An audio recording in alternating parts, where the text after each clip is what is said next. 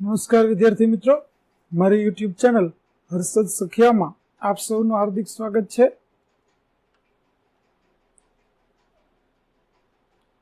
મિત્રો, આજના વિડીયોની અંદર આપણે ધોરણ 5 ગુજરાતી કેકારવ નો પાઠ 3 જેનું નામ છે સવારે સરવળ, આ પાઠના ગાલા સ્વાધ્યાય પોથીના પ્રશ્નો અને તેના જવાબો વિશે શીખવાના છીએ, જેમાં આજે આપણે ભાગ 1 વિશે શીખીશું. વિદ્યાર્થી મિત્રો, જો તમે મારી ચેનલમાં નવા હોય તો મારી ચેનલને જરૂરથી સબસ્ક્રાઇબ કરો. વિડીયો સારો લાગે તો લાઈક કરો, શેર કરો અને બેલ નોટિફિકેશન ઓન કરો, જેથી મારા આગળના તમામ પાઠના વિડીયો પણ આપને સરળતાથી મળતા રહે. તેમજ વિદ્યાર્થી મિત્રો, આ વિડીયોની પીડીએફ જો તમે જોવા માંગતા હોય તો તે આપને અમારી એપ્લિકેશન વિશ્વગુરુ સંજય પટેલ પરથી મળી રહેશે, જેમાંથી આપ આ વિડીયોની પીડીએફ પણ જોઈ શકશો, જેની લિંક નીચે આપેલી છે. તો ચાલો વિદ્યાર્થી મિત્રો શરૂ કરીએ. પાઠ 3 સવારે સળવળ, ગાલા સ્વાધ્યાય પોથી.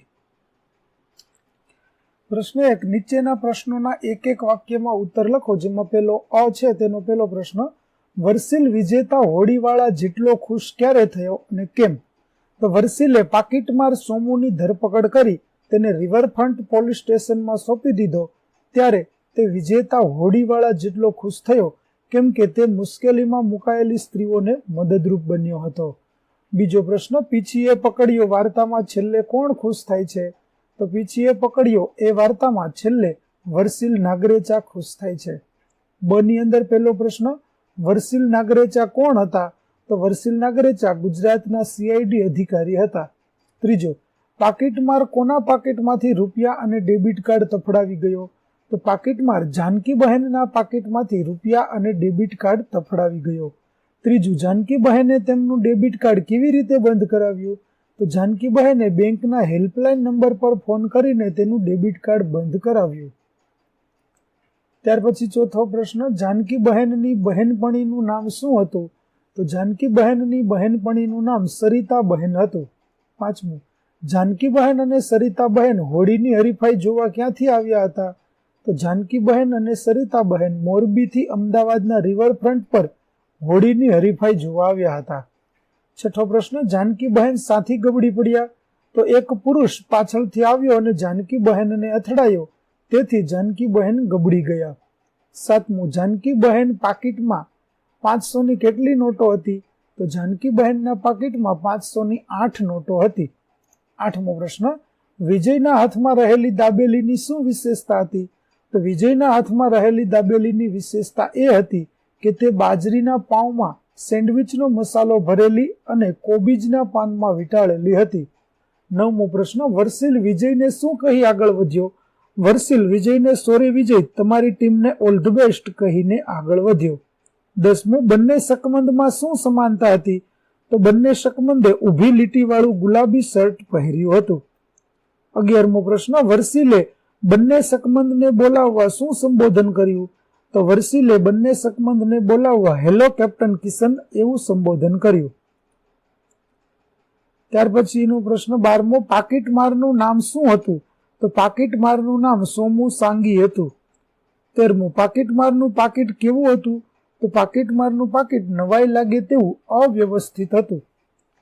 14મો પ્રશ્ન, હોળીની હરીફાઈ કોણ જીત્યું? તો હોળીની હરીફાઈ લાલ હોડીવાળા નાવિકો જીત્યા. 15મો, વરસીલે શકમંદના સ્કેચ કેટલી વાર બનાવ્યા? તો વરસીલે શકમંદના સ્કેચ 2 વખત બનાવ્યા. 16મો પ્રશ્ન, વરસીલ તે દિવસે કોના જેટલો જ ખુશ હતો? તો વરસીલ તે દિવસે હોડીની હરીફાઈ જીતેલા લાલ હોડીવાળા નાવિકો જેટલો જ ખુશ હતો. ત્યાર પછી ક ની અંદર પહેલો પ્રશ્ન, કોની વાતોથી પીપળો જાગી ગયો? તો ચકલીઓની વાતોથી પીપળો જાગી ગયો. બીજું, સવારમાં ઉઠીને કવિને ક્યાં ક્યાં અવાજો સંભળાયા? તો સવારમાં ઉઠીને કવિને ચકલીનું ચીચી, મમ્મીની બૂમાબૂમ અને દાદીમાનો કૃષ્ણ ભગવાનનો પૂજાપાઠ જેવા અવાજો સંભળાયા. ત્યાર પછીનો ત્રીજો પ્રશ્ન, કવિની સવાર સારી કહેવાય શા માટે? તો કવિને સવારમાં કૃષ્ણ ભગવાનનો પૂજાપાઠ તથા ચકલીઓનો અવાજ સાંભળવા મળે છે, તેથી તેમની સવાર સારી જ કહેવાય. ચોથું, છીક, હેડકી, ઉધરસ, થૂકવાના અને નસકોરાનો અવાજ લખી બતાવો. તો છીકનો અવાજ હાક છી, હેડકીનો અવાજ અ, ઉધરસનો અવાજ ખો ખો, થૂકવાનો અવાજ થૂ થૂ અને નસખોરાનો અવાજ ઘર ઘર છે. પાંચમો, કાન ખજારાનું અપમાન થાય તેવા શબ્દો ક્યાં છે? તો પણ બચ્ચા કાન ખજૂરિયા, મુજથી રેસ લગાવીશ, એ કાન ખજૂરાનું અપમાન થાય તેવા શબ્દો છે. ત્યાર પછી પ્રશ્ન 2, નીચેના પ્રશ્નોના 2-3 વાક્યોમાં ઉત્તર લખો, જેમાં અ ની અંદર છે વર્ષિલ જાનકી બહેનને બીજી વાર મળવા શા માટે ગયો? તો વર્ષિલે જાનકી બહેનને 1 કલાક પછી રિવરફ્રન્ટના મુખ્ય પ્રવેશદ્વાર પાસે મળવાનું કહ્યું હતું. તેથી તે સોમુને રિવરફ્રન્ટ પોલીસ સ્ટેશનમાં સોંપીને તે અંગેની જાણ કરવા જાનકી બહેનને બીજી વાર મળવા ગયો. બ ની અંદર પહેલો પ્રશ્ન, 24 જૂન શનિવારે સવારે વર્ષિલે રિવરફ્રન્ટ પર શું જોયું? તો 24 જૂન શનિવારે સવારે વર્ષિલે રિવરફ્રન્ટ પર અનેક પ્રકારના તરાપા, હોડકા, મછવા અગાઉથી પ્રસ્થાન પુલ પાસે હારબંધ ગોઠવાઈ ગયેલા જોયા. સાબરમતીના બેઉ કાંઠા ઉપર લોકોના બકપ બકપના અવાજ આવતા હતા. વર્ષિલ ચિત્ર દોરી રહ્યો હતો. તે દ્રશ્ય અને તેની વચ્ચે 2 મહિલાઓને આવેલી જોઈ. બીજો પ્રશ્ન, સરિતાબહેને સોરીમેન વિશે શું વર્ણન કર્યું? તો સરિતાબહેને સોરીમેન વિશે કહ્યું કે તેણે ઊભી લીટીવાળું ગુલાબી શર્ટ પહેરેલું હતું. આગળથી તેને ટાલ હતી. તેના લાંબા વાળ મહેંદી લગાવેલા હોય તેવા હતા. ત્રીજું, વર્ષિલે વિજય સાથે વાત કરવા શું કર્યું? તો વર્ષિલે વિજય સાથે વાત કરવા તેનો વર્ષો પહેલાનો મિત્ર હોય તેમ તેની સાથે વાત શરૂ કરવાનો પ્લાન કર્યો. વિજય સાથે વાત કરવા વર્ષિલે તેના ખભા પર ટપલી મારી. ત્યાર પછી ક ની અંદર પહેલો પ્રશ્ન છે, અળસિયાને કઈ વાતની મુશ્કેલી છે? એને કારણે એને કેવી તકલીફ પડતી હશે? તો અળસિયાને એ વાતની મુશ્કેલી છે કે તેના પગ અને માથું એક સરખા દેખાય છે. એને કારણે એને પગની વસ્તુને બદલે માથાની અને માથાને બદલે પગની વસ્તુ મળતી હશે. બીજો પ્રશ્ન, અળસિયું અને દેડકો બેમાંથી તમને કોની તકલીફ મોટી લાગે છે? કેમ? તો અળસિયું અને દેડકો બેમાંથી મને દેડકાની તકલીફ મોટી લાગે છે. કેમ કે દેડકાને છીંક, હેડકી કે ઉધરસ માટે એક જ ડ્રાઉ ડ્રાઉ અવાજ છે. તે પોતાની ખુશી કે દુઃખ કોઈને રજૂ કરી શકતો નથી. ત્યાર પછી પ્રશ્ન 3, નીચેના પ્રશ્નોના ઉત્તર લખો, જેમાં અ ની અંદર છે પીછીએ પકડ્યોની આખી વાત જાનકી બહેન તેમના પતિ, પુત્ર કે પુત્રીને કહે તો કઈ રીતે કહે? તો ચાલો આપણે જોઈએ. બધા સાંભળો. હું અને મારી બહેનપણી સરિતા 24 જૂન શનિવારે અહીંથી અમદાવાદ હોડીની હરીફાઈ જોવા ગયા હતા. અમદાવાદના રિવરફ્રન્ટ પાસે હરીફાઈ હતી. ત્યાં ફરતા ફરતા હરીફાઈ જોવા માટેની યોગ્ય જગ્યા શોધતા હતા ને વચ્ચે વચ્ચે ફોટા પણ પાડતા હતા. એવામાં એક પુરુષ પાછળથી આવ્યો અને મને અથડાયો. હું ગબડી પડી. સરિતાની મદદથી હું ઊભી થાઉં એટલામાં તે પુરુષ ત્યાંથી જતો રહ્યો. હું ઊભી થઈ રહી હતી ત્યારે મને ખ્યાલ આવ્યો કે મારું પાકીટ ખુલ્લું હતું તથા તેમાંથી કેટલીક વસ્તુઓ વેરાઈ ગઈ હતી. જેને ગોઠવવા જતા મને ખ્યાલ આવ્યો કે પાકીટમાંથી 4000 રૂપિયા અને ડેબિટ કાર્ડ લઈ જનાર એ પુરુષ પાકીટમાં હતો. હું અને સરિતા આ ઘટના અંગે વાતો કરતા હતા. હું તો રડું થઈ ગઈ હતી. મારી દુઃખની વાતો ત્યાં ચિત્ર દોરી રહેલા વર્ષિલ નાગરેચા નામના CID ઓફિસર સાંભળી ગયા. તેમણે ચિંતા ન કરવા કહ્યું અને તેમની સલાહથી સૌથી પહેલા બેંકના હેલ્પલાઇન નંબર પર ફોન કરી ડેબિટ કાર્ડ બ્લોક કરાવી દીધું. તેણે પાકીટમારનું વર્ણન જણાવવા કહ્યું. અંતે તેને પાછળથી જોયો હતો. હું આંખો લૂચીને કંઈ કહું તે પહેલા સરિતાએ CID ઓફિસર સમક્ષ પાકીટમારનું વર્ણન કરી દીધું. અમે મોબાઈલમાં ફોટા પાડતા હતા તેમાં તેનો પાછળના દેખાવવાળો એક ફોટો પણ મળી આવ્યો. તેમણે તે ફોટા તેમના મોબાઈલમાં લઈ ફટાફટ એક મોટો સ્કેચ બનાવી દીધો. તેમણે અમને 1 કલાક પછી મુખ્ય પ્રવેશદ્વાર પાસે મળવાનું કહ્યું. તે પાકીટમારને શોધવા નીકળ્યા. અમે દુઃખી હૃદયે હરીફાઈ પૂરી થતા અમે રિવરફ્રન્ટના મુખ્ય પ્રવેશદ્વાર પાસે પહોંચ્યા. થોડી જ વારમાં વર્ષિલ સર ત્યાં આવી ગયા અને પાકીટમાર કેવી રીતે પકડાયો તે અંગેની વાત કરી. અમે બંને ખુશ થઈ ગયા, તેમનો આભાર માન્યો અને ત્યારબાદ અમે છૂટા પડ્યા. જો વર્ષિલ સરે આ ઘટનામાં કાર્યવાહી ન કરી હોત તો 4000 રૂપિયા ગયા જ હોત. ત્યાર પછી બ ની અંદર છે પહેલો પ્રશ્ન, બીજા શકમંદનું વર્ણન કરો. તો બીજો શકમંદ એકદમ ટાપટીપ વાળો હતો.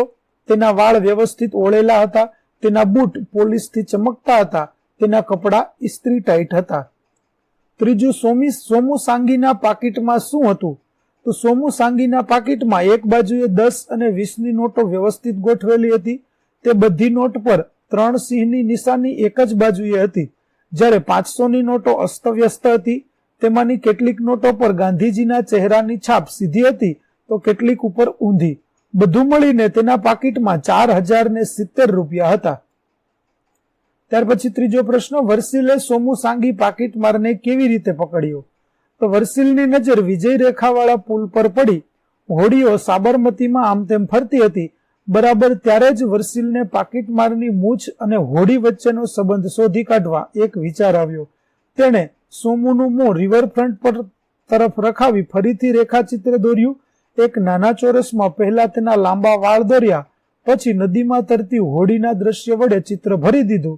આ ચિત્રમાં દેખાતી પાણીમાં તરતી હોડીના સઢનો નીચેનો ભાગ અને તેના પહેલા ચિત્રમાં દેખાતી હોડીને જોઈને તેને ખબર પડી કે ચિત્રમાં હોડીની નીચેનો ભાગ છે, મૂછ નથી.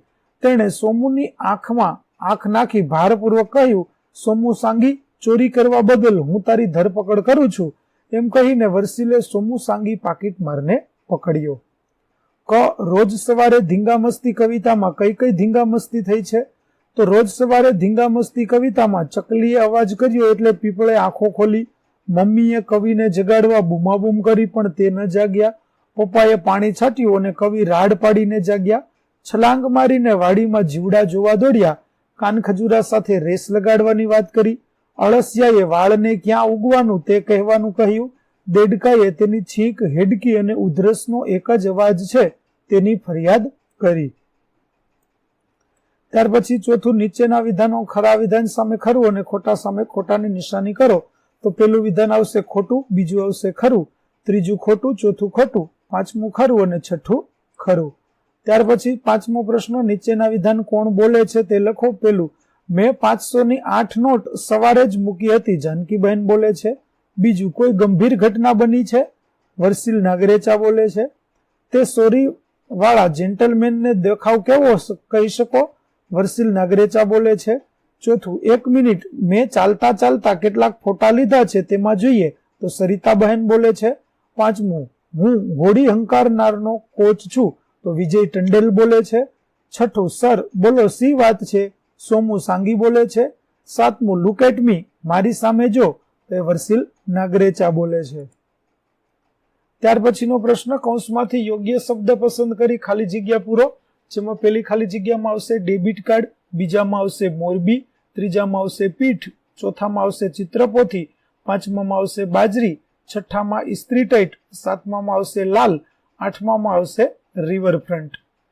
ત્યાર પછીનો પ્રશ્ન સાતમો, ઘાટો છાપેલો શબ્દ વાક્યમાં બરાબર વપરાયો હોય એમ લાગે તો વાક્યની સામે ખરું કરો. તો વિદ્યાર્થી મિત્રો, જે વાક્યો ખરા કર્યા છે તે જ આપણે વાંચીએ. તો બીજું વાક્ય ખરું છે, માછલી અને માણસ તરવાની હોડ કરે તો માછલી જીતી જ જાય ને. ત્રીજું વાક્ય ખરું છે, મેળામાં પોતાના દાદા અને દાદીથી છૂટી પડી ગયેલી રશ્મિ મૂંઝાઈ ગઈ કે હવે શું કરવું. અને સાતમું વાક્ય છે તે ખરું છે, કુંજામાં નહિવત પાણી હતું એટલે તરસ્યા કાગડાએ તેમાં કાંકરા નાખ્યા. ત્યાર પછી આઠમો પ્રશ્ન, ચાલો જાસૂસો શબ્દો શોધો અને ખાલી જગ્યા પૂરો.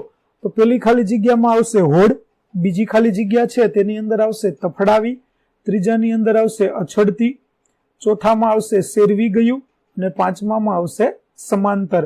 એમાં બીજી ખાલી જગ્યા છે તેમાં પણ આવશે સમાંતર.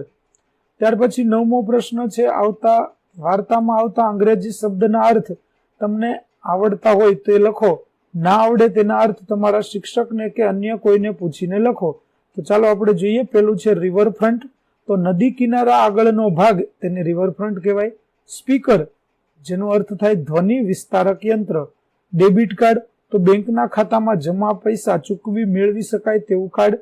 CID, તો ગુનાશોધક ખાતું. મેડમ એટલે સન્નારી સ્ત્રી માટેનું આદરવાચક સંબોધન. હેલ્પલાઇન, તો મદદ રેખા. બ્લોક એટલે કે અટકાવવું, સ્થગિત કરવું. સોરી નો અર્થ થાય દિલગીરી સૂચક શબ્દ છે. ચેઇન, તો કપડા કે બેગ કે પાકીટ વગેરેના બે પડને જોડનારી કે જુદા પાડનારી દાંતાવાળી કળ. જેન્ટલમેન એટલે સજ્જન સદગૃહસ્થ. શર્ટ એટલે ખમીસ. ફેશન, તો પહેરવેશ, રહેણીકરણી વગેરેની પ્રચલિત પદ્ધતિ. પ્લાન, તો યોજના. ત્યાર પછી હેલો તો નમસ્તે, અભિવાદન માટે વપરાતો ઉદ્ગાર. ત્યાર પછી કેપ્ટન તો થશે કપ્તાન, કોલેજ એટલે થાય મહાશાળા, ટીમ તો સાથે કામ કરનારા લોકોનું જૂથ, મિસ્ટર તો થશે શ્રીમાન, કોચ તો થશે તાલીમ આપનાર, સેન્ડવિચ તો વચ્ચે મસાલો ભર્યો હોય તેવા રોટી કે પાઉના ટુકડા, સ્ટોલ એટલે થશે દુકાન, ઓલ ધ બેસ્ટ એટલે થશે અંતરની શુભેચ્છાઓ, પોલીસ એટલે થશે ચળકાટ. ત્યાર પછી આઈ કાર્ડ એટલે થશે ઓળખપત્ર, અપ ટુ ડેટ એટલે થશે વ્યવસ્થિત અદ્યતન, સ્કેચ એટલે થશે રેખાચિત્ર, લુક એટ મી એટલે થશે મારી સામે જો, અને થેન્ક યુ સર એટલે થશે સાહેબ તમારો આભાર. તો વિદ્યાર્થી મિત્રો, અહીં આપણો પાઠ 3 સવારે સળવળ ના ગાલા સ્વાધ્યાય પોથીના પ્રશ્નો અને તેના જવાબોનો ભાગ 1 પૂરો થાય છે. ભાગ 2 નો વિડીયો જોવા માટે મારી ચેનલને જરૂરથી સબસ્ક્રાઇબ કરો. તેમજ આ વિડીયોના ડિસ્ક્રિપ્શનની અંદર તમને ભાગ 2 ની લિંક છે તે પણ આપવામાં આવી છે. તેમજ જો તમે પીડીએફ જોવા માંગતા હોય તો અમારી એપ્લિકેશન વિશ્વગુરુ સંજય પટેલ ડાઉનલોડ કરો, જેમાંથી આપને આ વિડીયોની પીડીએફ પણ મળી રહેશે. તો ચાલો વિદ્યાર્થી મિત્રો, ફરી મળીશું ભાગ 2 ની અંદર. ત્યાં સુધી આવજો.